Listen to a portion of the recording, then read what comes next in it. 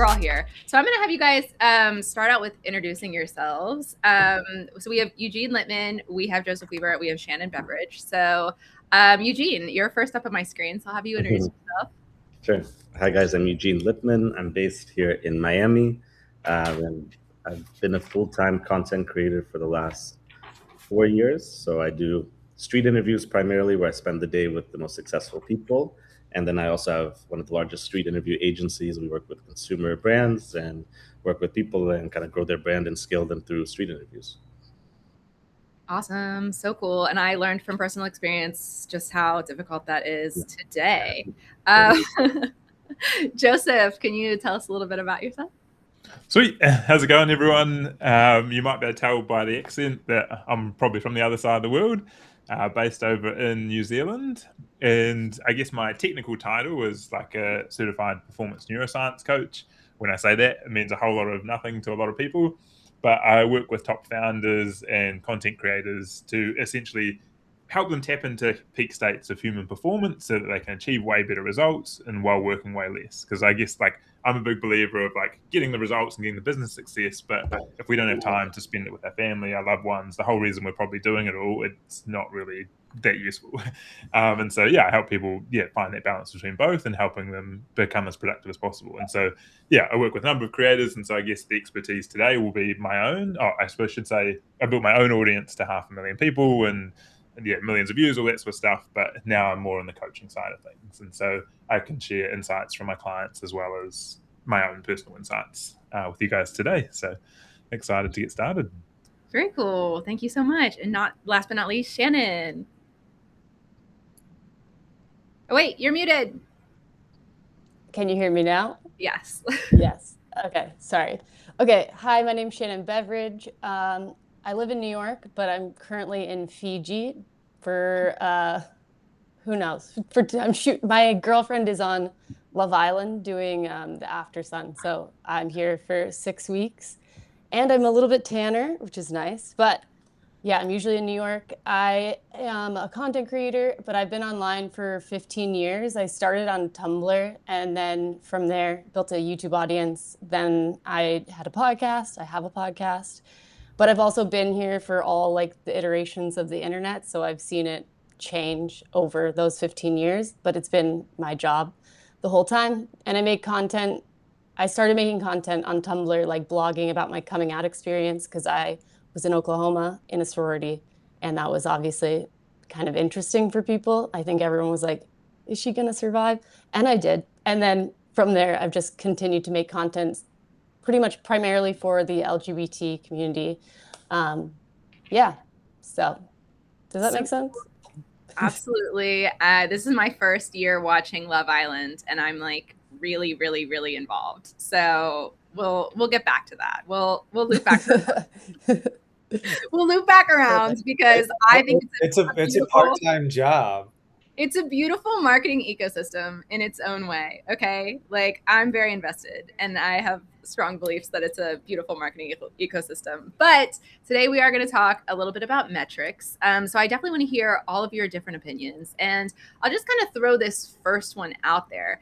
All of you guys are at a stage in your career where I wonder, and I guess everyone's probably wondering, what metrics matter the most to you? And how has that evolved since you first began? I think a lot of our learners, especially when you're first getting started with social media, with posting content online, I know that the easiest ones to kind of think of are likes, comments, shares, followers is the biggest thing. So what do you guys look at? How do you measure your success, and how has that changed? If metrics are even a part of measuring your success? Anybody want to go first, or I'll pick on you? Joseph, you look like you want to answer. I'm happy to jump in, because I think for me it's been such a massive shift. Originally, when I first started, it was very much okay, let's just see how many followers we can get, how many likes we can get, how much how viral can we go. And I always had the belief that sort of then the money will just come, everything will just come from that side of things. I was if I can just get the attention. And it's true to a certain extent. I got a whole bunch of people reaching out and being you should do this brand deal, you should do this sort of thing. In that sense, I got a lot of attention.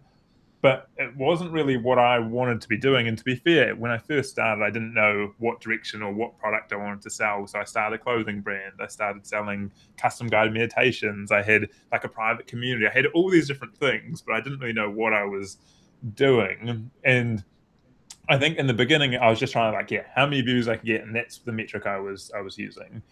And then as of now that I do this full time and it's I guess like a business, I don't really care. I couldn't care less about the views anymore. It's more around does this lead to me getting a client or does it not? Right. And that can mean a whole bunch of different things, but usually it's do they outreach to do a lead magnet or that side of things? And so before I used to focus on the views, and now I'm okay, well, what happens? What do they lead to in terms of business success? Because for me, that cares a lot. I care a lot more about that.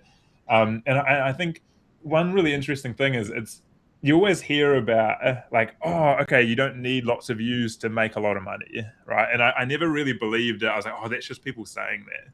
But I had this one client, and she's absolutely amazing. She, with 2,100 Instagram followers alone, she got back-to-back $50,000 months, which is kind of insane. And then once she got to 4,000 followers, she was doing $100,000 months purely just from the Instagram audience. And that was when it really switched it for me. I was like, wait a minute, it's so much more important about who actually watches your content rather than, once again, this is if you're trying to do a service or whatever. It's different if you're doing brand deal stuff.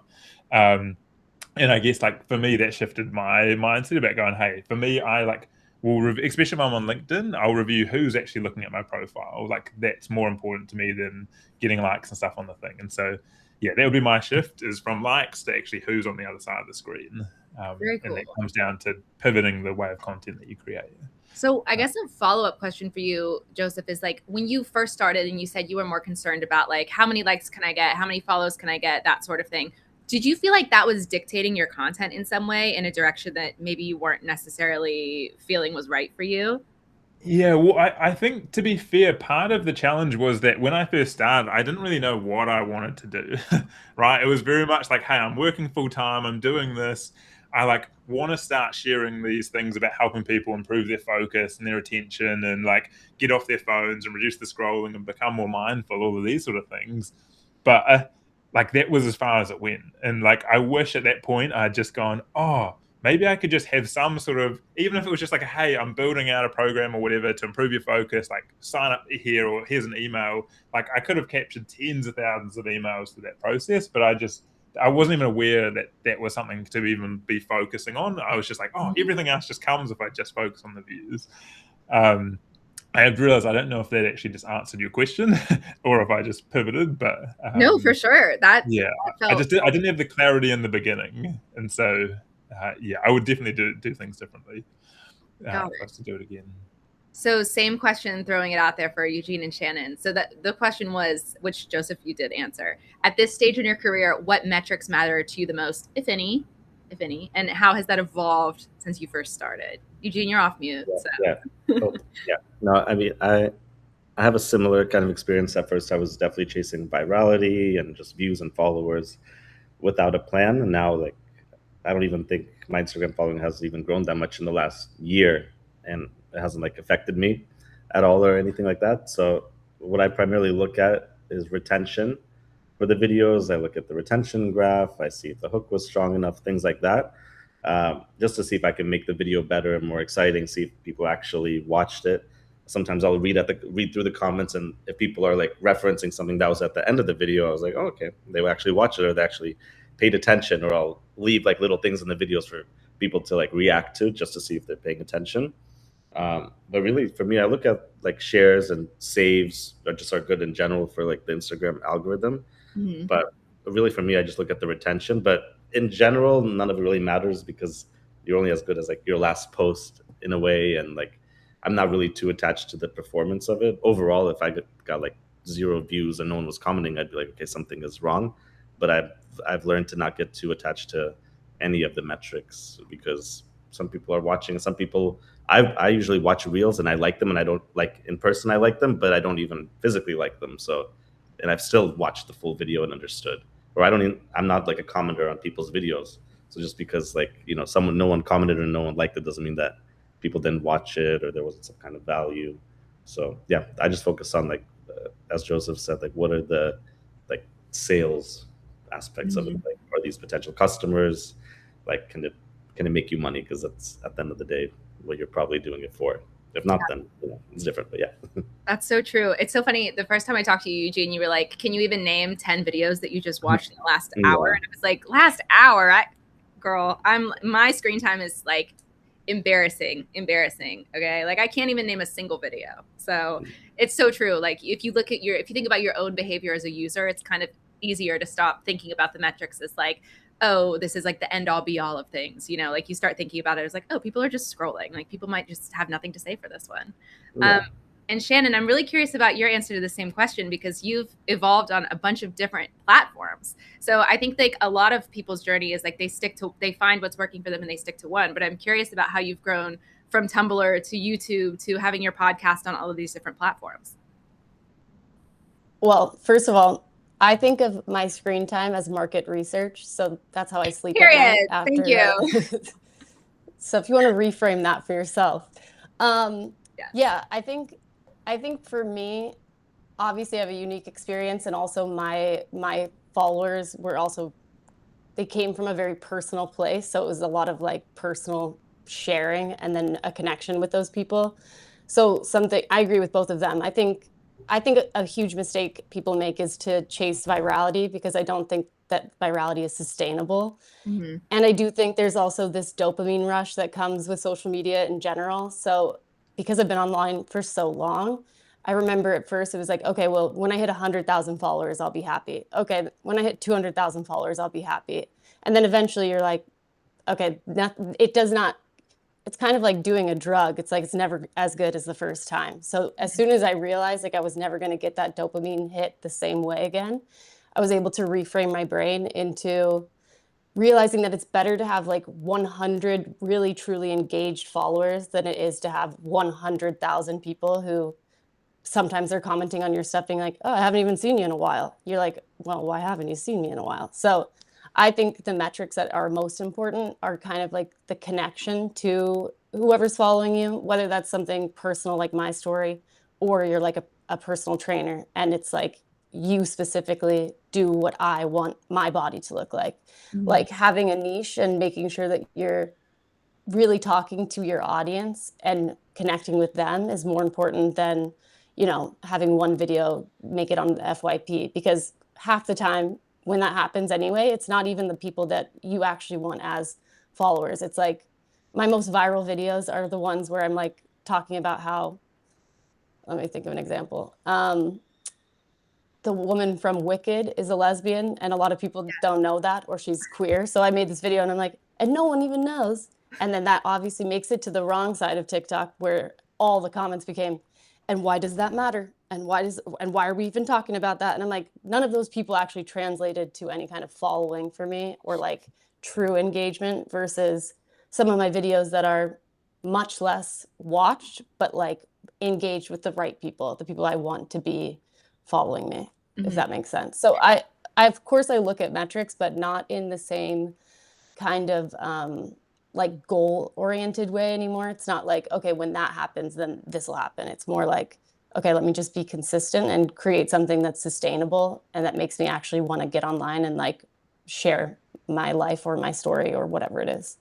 Yeah, very cool. So when you say like connecting with your audience and making sure that you're like forming those genuine connections, do you mean with the content that you're creating, or do you mean like genuinely engaging with them, like replying to comments or replying to DMs and that sort of thing?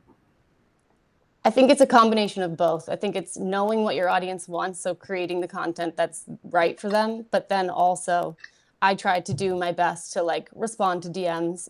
Obviously, I don't respond to all of them, but I try to keep a relationship going with people in a way that they know that, like, I'll get a lot of DMs like, I'm sure you won't see this, but you really helps me like come out of the closet. And like, those are the ones that I mostly try to respond to, just to be like, I see it. And also it means something to me. So like, thank you.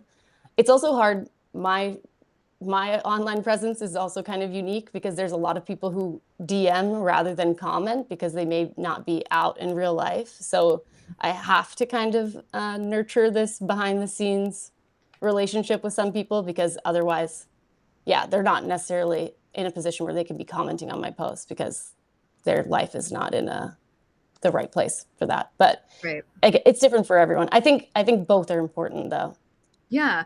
I think it sounds like what you all have in common is that, like, when you first all started out on social media and posting online consistently and realizing like what metrics were or were not important to you all, what became the more important thing is the community that you've each formed and like the trust that you have with that community. So my next question is actually, what's the one metric that you recommend to new creators that new creators focus on first?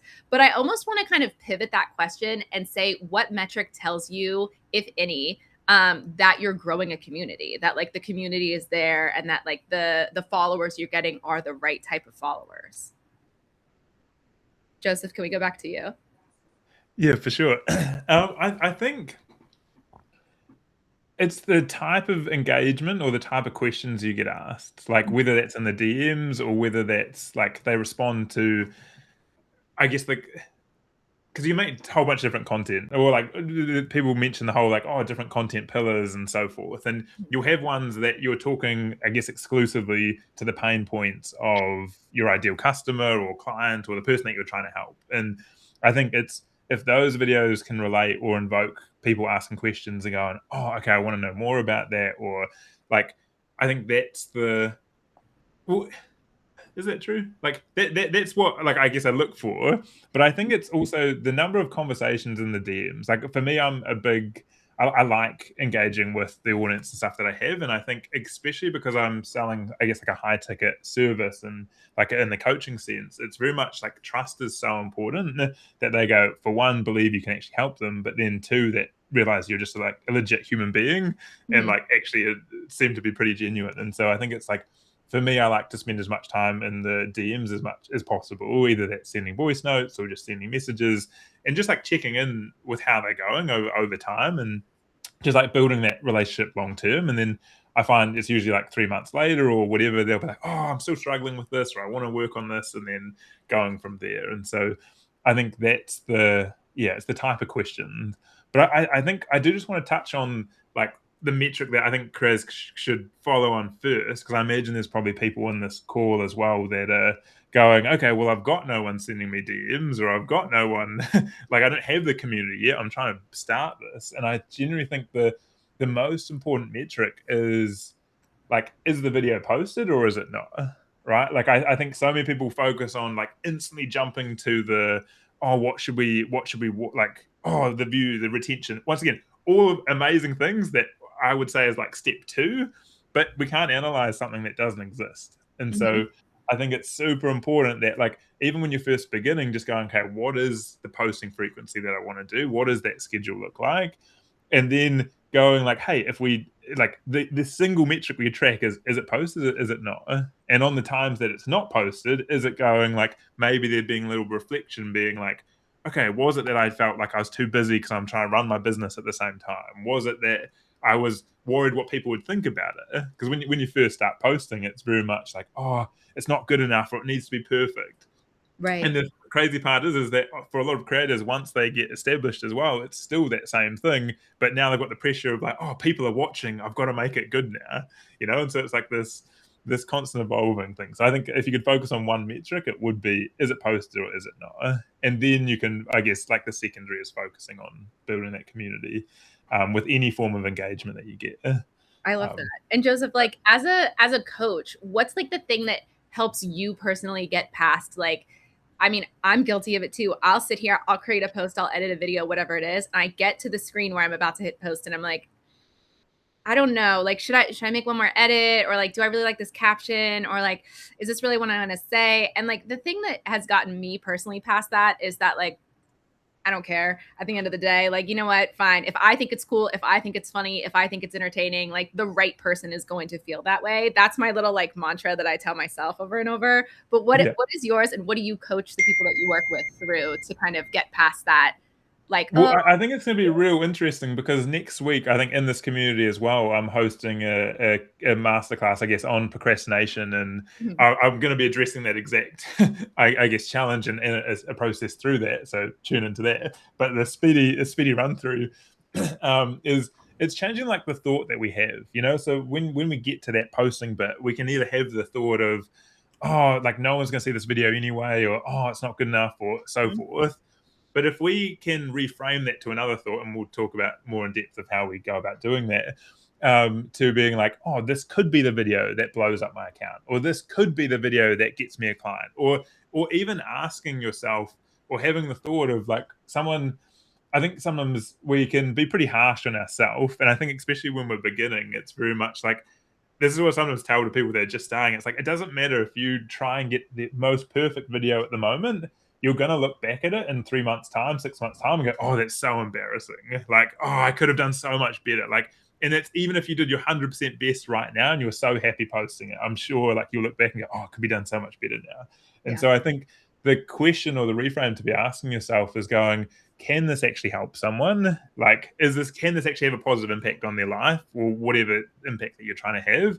And if the answer is yes, like letting them decide if it's a good video or not, right? Like just like, and so once again, I know that there's, if we're doing a coaching setting, we'd probably go a whole bunch deeper, but at a surface level, that's where I'll leave it for now. I love that. Yeah, if you can make an impact with one person, I think that's an important reframe. Eugene, I'd be curious about your answer to if there's one metric that you recommend that new creators focus on first, especially because your videos are so interesting to me, because like the hook for a lot of your videos is actually like the other person rather than like you and your like the recognition of you in the video every single time. So I'm super curious about your answer for this. For me, it's just like if I feel like if I enjoy making it, then others will enjoy watching it. So I just try to like have fun with everything I do.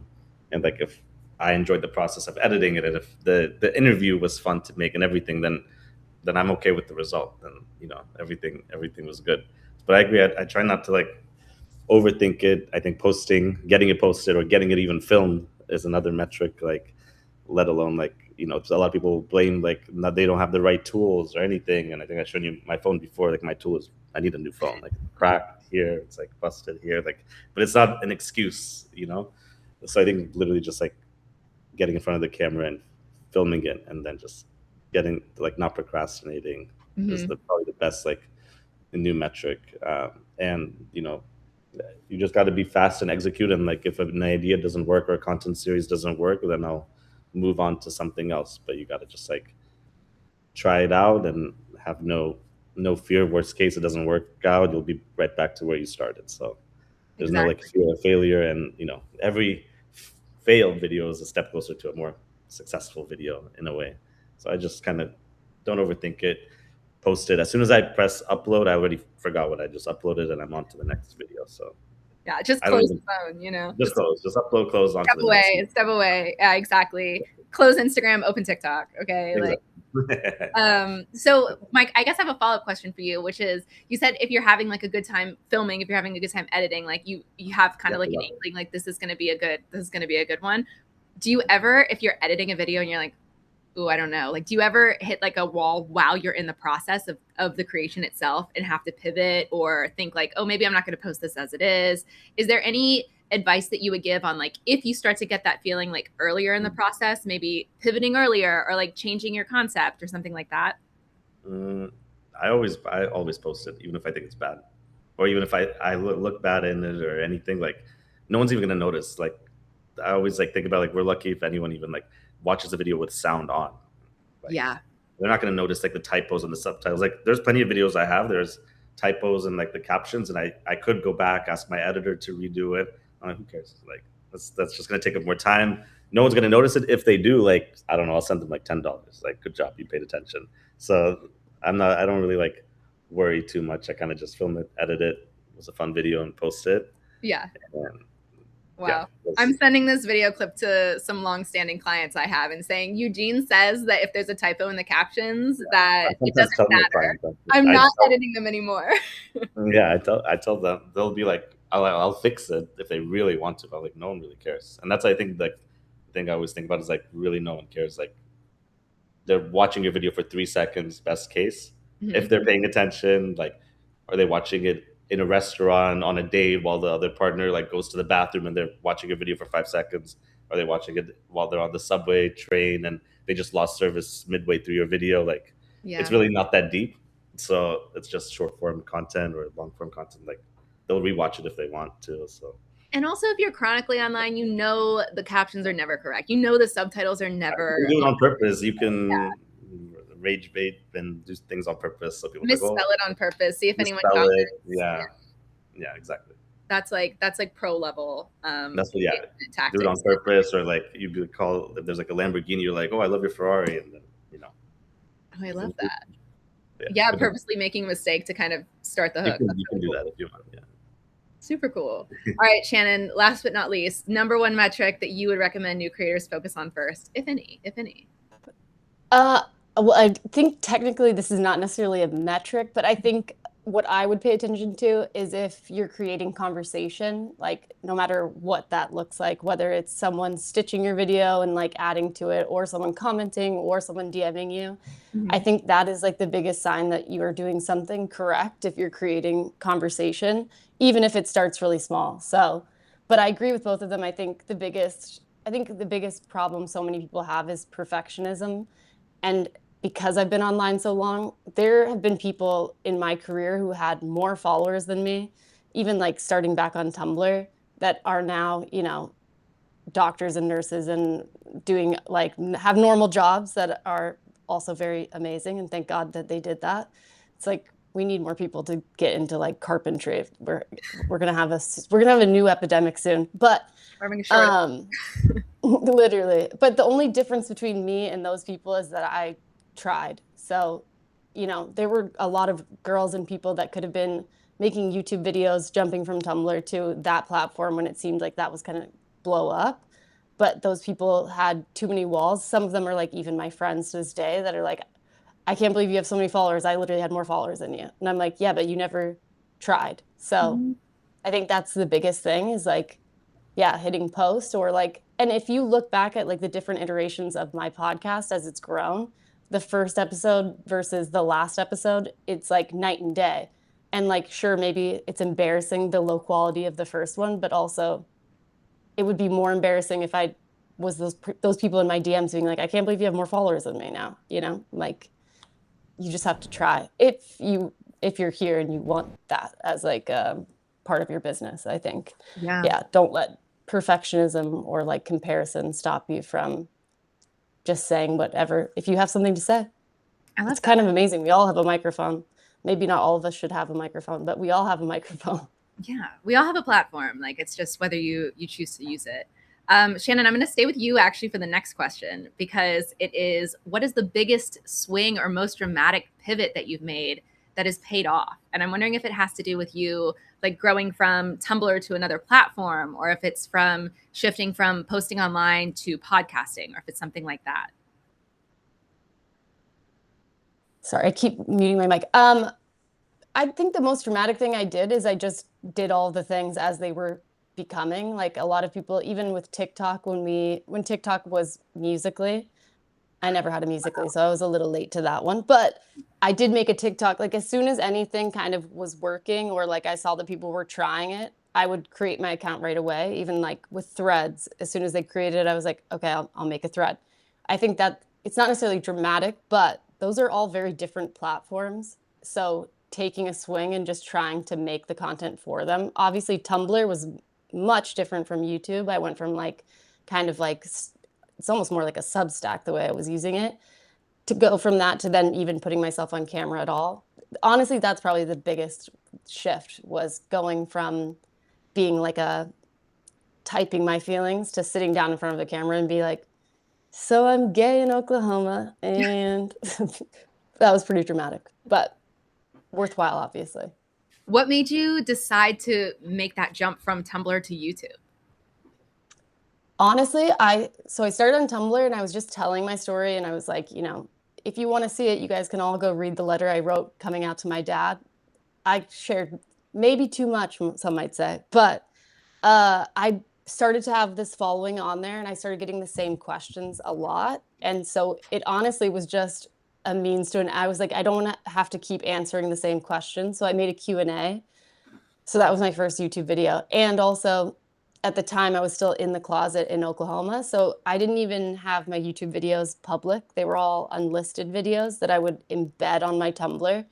So I just have a very different internet trajectory. And I mean, the influencer didn't exist when I started doing the internet. So, and I kind of went on in a place of desperation and like I was looking for community, which I think is also what created and helped me sustain like a real community, because I was also seeking it, you know? Like I made the content to find people, and then they also found me. And it's like, and I think I know my story is unique in that it's about like queerness, but I think that can go over into any other kind of career as well, or like any other kind of messaging you're trying to find. If you are looking for people who are like-minded to you, then you're coming from a more like altruistic place or whatever. And then I think people online right now, especially, we can see through like inauthenticity, like we can see authenticity so much easier now because we're fed so much stuff and we're all kind of consuming the same media all the time. Yeah, that's such a Did that cool answer that question? idea. Yeah, but that's such a cool like idea, such a cool strategy that like somebody could take away from this, which is like rather than even creating like video content or trying to like put on this facade of like this kind of specific like online authenticity that people feel like they have to have, like going out and finding the community first in like a written way and then pivoting from there. I think that's a really cool way to kind of like, you'll find your community if you go out and literally search for it and you create content that's relatable, even whether it's written or video or whatever it is, and then you can kind of grow from there. So I think that's really good advice for trying different platforms and putting yourself out there. You know, at the end of the day, like the internet is kind of our third space. We don't really have that other ones, you know, like there's. I also, one of my favorite things about the internet in general is it doesn't matter how niche your hobby is, you can find someone else who has it on the internet today. So it's like, and at some point, I honestly, when I like stopped getting followers around like 500,000 subscribers on YouTube, I was like, I found all the lesbians. That's all of them. There's no more to get, which is obviously not true. But like, you know, if your thing is anime or your thing is, you know, French films, like there are people looking for people to talk about that. And you could be the first one to start talking about that. Or if your thing is real estate in, you know, a small town that no one even else knows about, there are people who want to see that content. So yeah, knowing that you're never talking to no one, I think is important. And not for nothing, like if your thing is anime and you're in a small town and you're a realtor, if you're making content about that and then you happen to meet people who eventually want to buy a house, you're their choice. Like you are their 100% number one choice. Like one of my clients is an LGBTQ team in Pittsburgh. And a lot of their connection, a lot of the content that we create together is connecting with the community and like basically bringing together like this quite smaller city community. And through that, they get a lot of clients. So like, you know, your niche essentially can be the thing that brings you business, even if it doesn't even seem like directly related to the thing that is like making you money necessarily, right? Like it doesn't have to be the thing. It could be, like you said, running an anime blog in a small town and just having your bio. By the way, if you want to buy or sell a house, I'm a realtor. You know, you're going to be their number one choice because you're already relating to that person. Very cool. Awesome. Okay, Eugene, Joseph, have you had a major pivot? Eugene, were you always making this type of video? I mean, that's how I knew who you were before we met. I was like, I've seen these videos. Like I pivoted the content styles. So I was doing like trivia questions before, and then I was like, and there's only, you know, I get it, then people don't know geography, like it was getting old.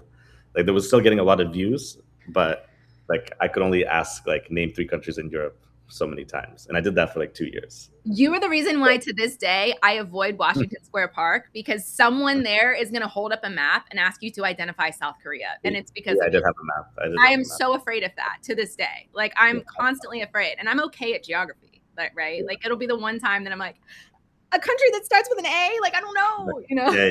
I would do all of that stuff. No.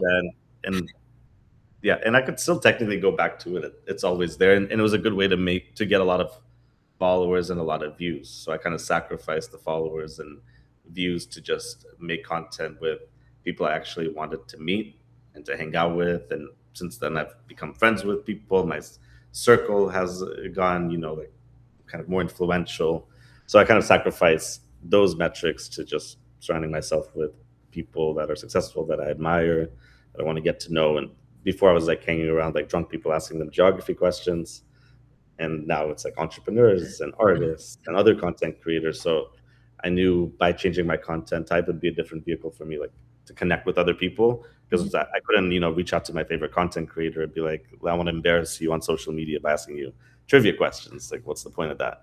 But now I can DM anyone and be like, I want to spend the day with you, or I want to have you on my show, or whatever, podcasts, Then suddenly I have value I can give to someone else, and then through that I can get something from them as well, or just create new relationships and networking, and later down the line that might turn into something else. So very cool. Do you remember like who the first I want to spend the day with you video was? I'm just curious. I think I think it was my friend who just like owns like a store here in Miami. So very cool. I just started with my like local network, and then started firing off DMs after that. Yeah, I think that's really good advice. Like a lot of people are not utilizing their own local network. You know what I mean? Like when it comes to creating content, like film your favorite coffee shop. They might want to collab with you. Like film your favorite bar. They might want to be tagged. Like all of that is also, it's somewhere to start, especially with like a smaller city or a smaller community, and, collaborating with a friend, like you said, like that's a really good start for social media too. Yeah. Very cool. Joseph, any big pivots in your career so far? I think it's like constantly evolved. I feel like there's constant pivots. Like first I started off first I started on YouTube originally, and that was more documenting more like alternate things. Like I did 100 days of meditation, which turned into multiple other things. I did the float tanks, all of that sort of stuff. And then I was like, oh, I'll start on TikTok. And then so I pivoted because these YouTube videos were taking me ages, and I was trying to like I'd spend months doing these things. And then I pivoted to TikTok, and that's where things just absolutely exploded. And I did more around like getting people to almost, in a weird way, it's kind of saying it this way, it's a weird way to say it, but like trick people into meditation in a way of almost like challenging people's attention and then helping them actually like relax and switch off, and then in that sort of balanced state, realizing and asking themselves like, what do I actually want to be doing with my life right now? Like, do I want to be scrolling? I was almost like that. I got the title of like the attention span guy, like that was what a lot of my following and so forth came from. And they were like, oh man, like as soon as I see one of your videos, I stop scrolling. And like, so I'd love to know how many hours I've saved or broken out of the scrolling experience. That would be a cool stat to know. And then it pivoted into going, well, okay, well, I want to better do something from this. Yes, I had the clothing brand and all these other different things, but I was like, what I had this moment where I sort of stopped and was like, what am I doing this for? Like, what do I even want to be doing? And that's when I sort of shut all of it down and switched more to like procrastination coaching. So for 2 years, I was just specializing in procrastination. I was working with students, I was working with business owners, I was working with like everyone in between. And once again, like that was going well. I had a group coaching program. I had this whole sort of like community thing that people could work in. And then once again, I had like another moment of like, hey, I want to be the best in the world at what I do, not just something else. And so once again, I completely shut down and pivoted again to go off and get certified, I guess, in the performance neuroscience and really learn about flow state and all of that. Because I was like, hey, I want to work with these top level CEOs and established creators. They're not going to want to work with someone that's working with everyone. And so I was like, went off and got certified, and then really just focused it on, well, to be fair, originally there was another mini pivot there as I was just going to work with exclusively with CEOs. And then I realized like going through this whole program that, you're up to 5 times more productive, you're 47 times more creative, all of these sort of things. And I was like, this is like perfect for like content creators. And I've got a personal experience in that space, as well as like, a lot of these established content creators have a business as well, and going, how do we balance the business, the content, as well as our personal lives and all of that? And that's what I really specialized in. So I feel like at the moment, it's just been like pivot after pivot after pivot. And who knows what the next pivot will be, but like, this is where they've all, and I think that's the thing is when you first start posting content, like it doesn't have to be perfect. Like I think understand like, hey, I just want to get better at this, and then it can evolve over time. And so for anyone that is starting content, just going like, hey, okay, I don't have to have everything figured out, but I have enough figured out to just put myself out there, and understand that those first few videos are just like practice and getting comfortable talking to a camera. Because I think that was one of the biggest shifts for I was a software engineer. I was the typical software engineer that would not talk. There's not a single world where I would be in this call right now actually having a conversation with you guys. I would mumble, I would speak, I wouldn't talk to anyone. I did software engineering, so I didn't have to speak to anyone. And so I think just those first posting and talking to my phone was quite a big pivotal shift in itself. Just kind of okay, I've got to get used to talking to a camera or talking to people. Mm-hmm. And so just I think just going into it knowing that hey, it can evolve into whatever, and I think just trusting that process is super important. It sounds like at the start you were not afraid of making these huge 180-degree pivots. First of all, I would not have known that you were a software engineer before. That's crazy. That's 180. But then it sounds like you kind of started niching down your niche in a way. You decided okay, this is the kind of group that I'm going to focus on. And then, oh, it's this specific thing that I'm going to communicate to that group. And then, oh, actually, not only is it going to work for CEOs, like you said, but also for content creators. So how can I deliver that message directly to them on this direct platform? So it's really cool that you kind of niched down your niche, if you will.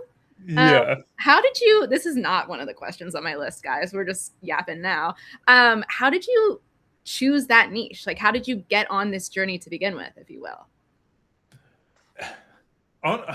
Honestly, so it was, I don't know. I was a software engineer and I'd been in the workspace, and I think a couple of years in, I was like, wait a minute, I don't want this to be the rest of my life. Once again, it was a job that a lot of people dream of. You get paid really well, flexible hours. People were like, oh, you've nailed it. And so, but inside, I felt like I was meant for more. I felt like I wanted to have more of an impact. I just didn't know how to do it. And then originally, I started actually a software company. And so I just built mobile apps because I'm really good at software engineering. I'm just going to do that. Mm-hmm. And then in the background, I guess, I grew up in quite a alternate, maybe spiritual household, I'd maybe describe it. And I'd always been curious because there was always these things I couldn't really explain. And I kind of wanted to in my own sort of own journey, document these things, looking into meditation, float tanks, all of these sort of things from a normal person's perspective, was my thing. Because I'm quite logical as well, I guess, if you can't tell from the performance neuroscience stuff. I'm I want to know how stuff works. And yeah, so then I started posting content on there, and the whole intention was oh, if I start creating content there, in 20 years time, maybe the science and stuff will catch up, and then hey, there'll be this guy that's been doing it for 20 years, and it was a very long-term play.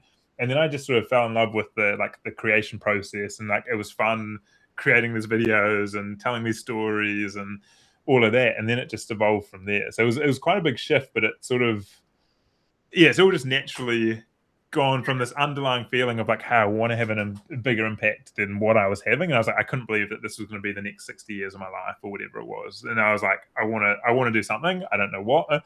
And so I'm going to try something and see what sticks. And it's kind of a quite creative way to tie together all of these different parts of you of I want to know how things work. I have this interest, this hobby, this kind of side interest in meditation, flotation tanks, etc.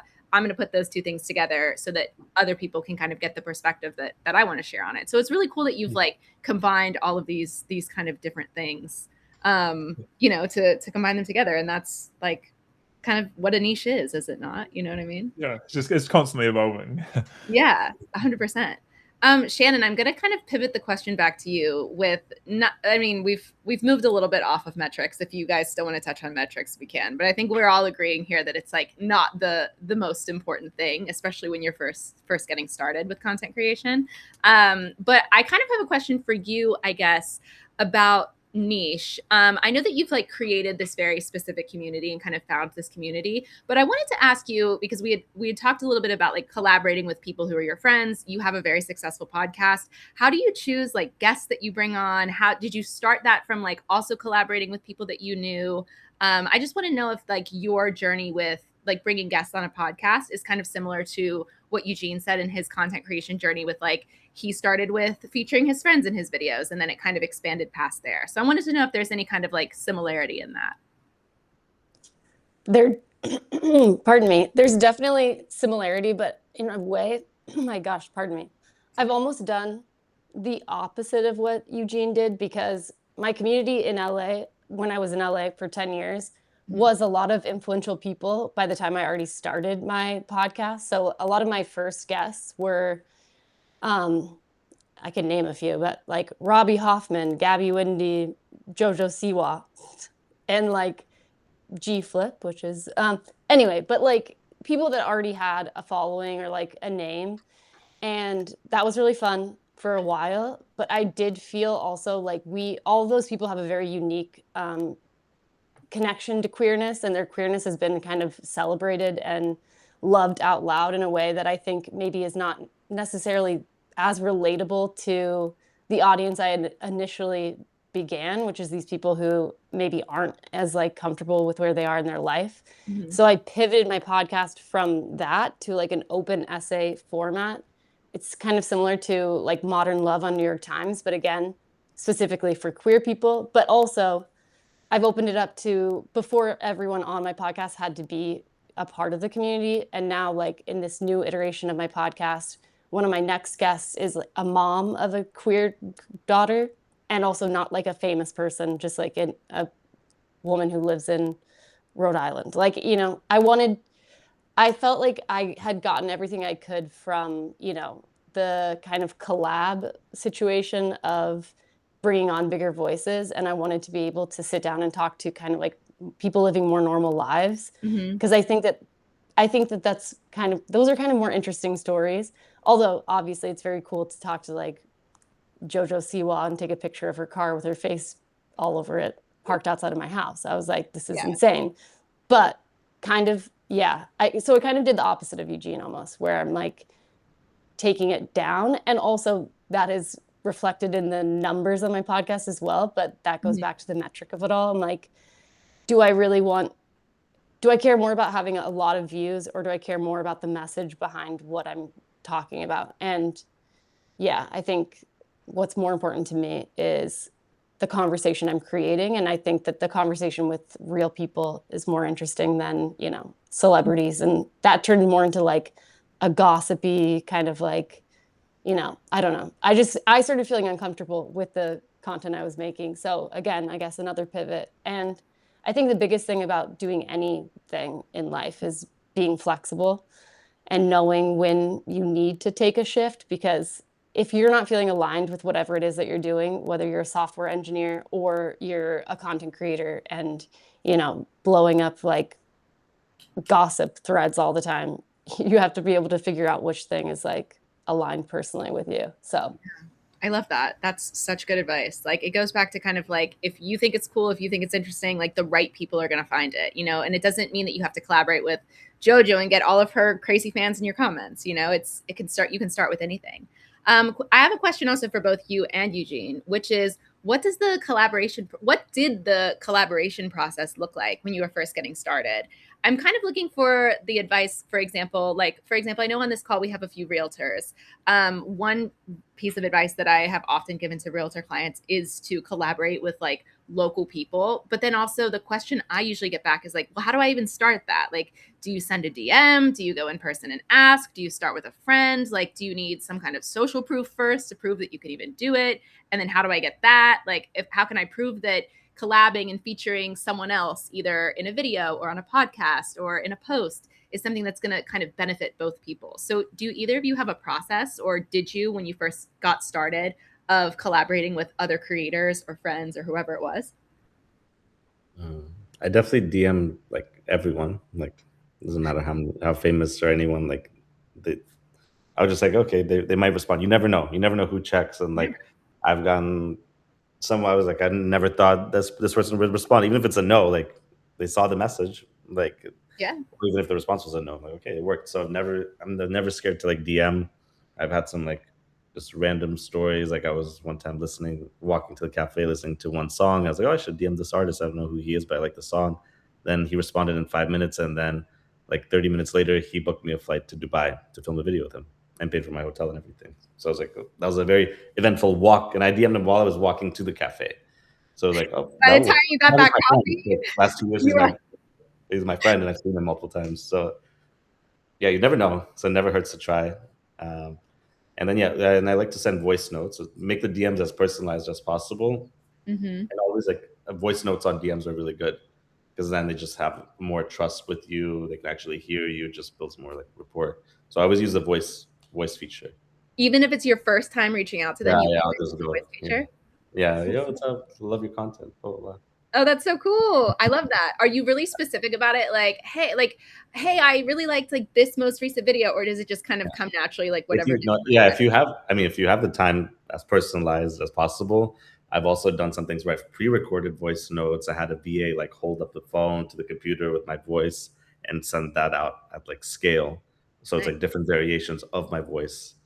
That makes sense. So different audio notes, and then they would hold the phone up to the computer while playing the voice note that I recorded for someone. So that's like one trick you can do if you want to send voice notes at scale. But if you have time, then go super personalized. That's the best way. That's a cool idea. So you're saying that you recorded a bunch of voice notes, sent them to exactly. Hey, I do some general ones like, hey, love your content. I have a da-da-da-da-da.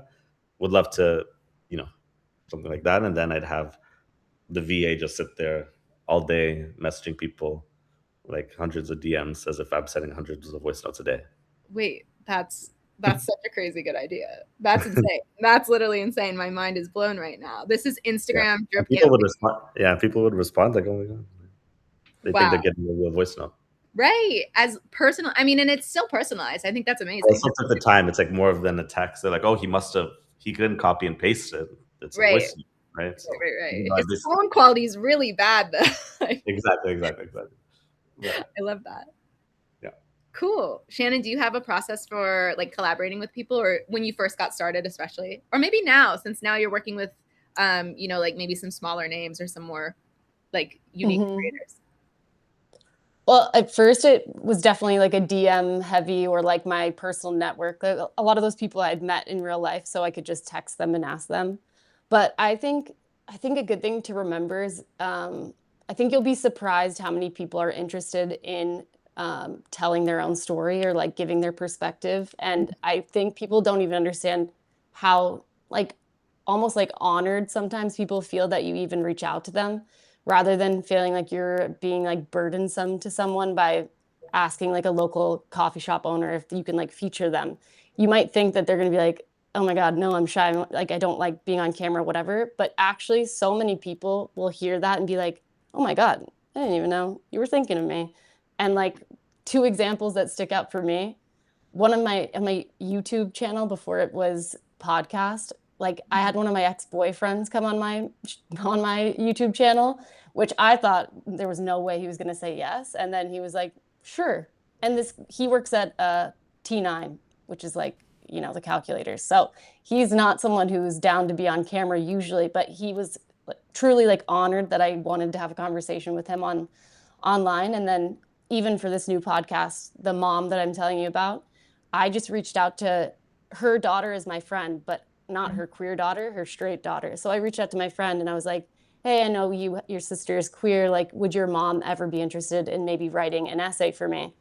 And this is actually kind of also such a beautiful story. Apparently, that mom and the queer daughter had never had a conversation about her queerness, because it was just like they kind of grew up in a house where she just, had a girlfriend one day. So they never really sat down and had a conversation. And me asking her to come on my podcast facilitated their first conversation ever, which was like an open dialogue about, she was like, Shannon asked me if I would come on the podcast, but me and you have never really had this conversation together. So I wanted to make sure that you feel comfortable. Mm-hmm. So like, you never know, like the power of reaching out to people just in general is so, people will be happy to even know that they exist or that they have something to say at all, even if they say no. So like, yeah, don't be afraid to stick your neck out and like ask someone, even if you get denied, like you still maybe will even just like make that person's day to know that, someone thinks they're interesting enough to talk to. That's amazing. That's an amazing story. And also like being able to show both of you, it sounds like, that you value that other person's opinion, content, whatever it is that they're already sharing and putting out there. It's kind of like reciprocated in you wanting to collaborate with them. So I think that, even if you're just reaching out and it's something as basic as like your favorite coffee shop on the corner, hey, I come in every Friday and I work from here with my laptop. Do you mind if I take a video, film some content, tag you in it, whatever it is? Like, you're right. They would be honored to even know, like, wow, we have this valued customer that's here every Friday. And now for nothing, they want to promote our business. So it doesn't hurt to ask, doesn't hurt to share that value with other people. And honestly, rejection is a powerful motivator, as I learned today from my on the street interviews. On the street is the worst. Yeah. Wait, what's the actor's name who played Elvis recently? Austin Butler. He did his Subway takes, and his take was like embarrassment is an underexplored emotion or something, I think is what he said. Bedford team, did I not put that in Slack earlier? Did I not put that in Slack earlier? That exact quote? It applies, I think for social media in general. I think a huge problem is the fear of the judgment that you're going to get, especially usually from your peers, like, you know, your cousin, your bully from high school. Like, that's who we initially think of when we go to post any content, when in reality, first of all, who cares what those people think? But also, they might want to do social media themselves, and like, you could be the person that makes them feel like, you know, maybe this isn't so embarrassing. I don't know. You guys, not to quote Austin Butler, but also he ate with that. But also, I think about that quote every single day of my life. Like, it viscerally changed something in me. Like, embarrassment is the most underexplored emotion. He was right. Well, you guys, this has been crazy good. I feel motivated. I'm going to go make a pivot in my life, in my content creation journey. But thank you so much. This is amazing. You guys are the best.